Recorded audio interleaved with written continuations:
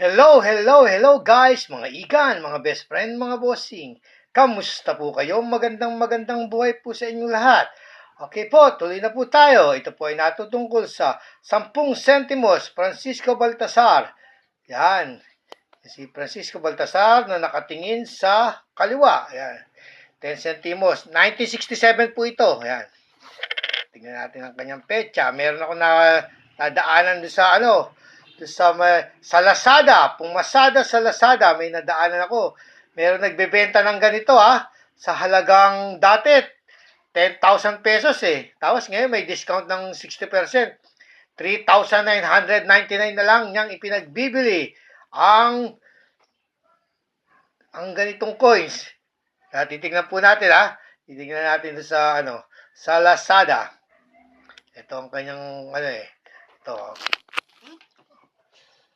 Lazada, free shipping only apps. Yan, ayan ang kanyang coins. Lazada, pinagbibili niya po ng 3,999. Yan, Philippine 10 centimo, Francisco Baltasar, 1967, limited and very rare. Meron akong isang ganyan, no?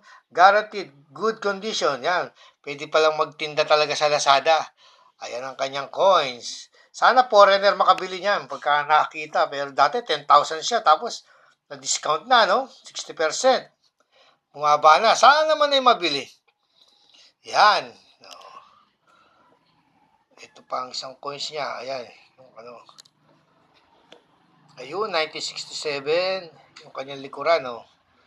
1967. 3,999.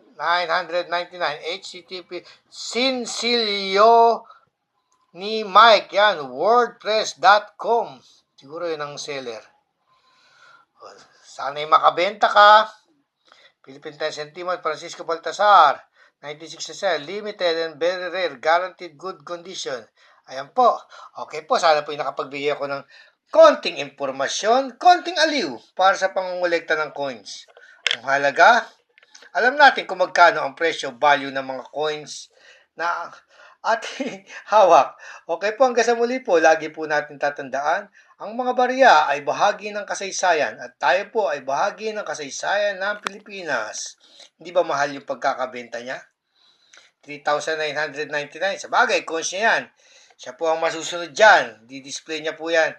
Siya ang may hawak niyan. Okay po. Bye for now. Don't forget to subscribe.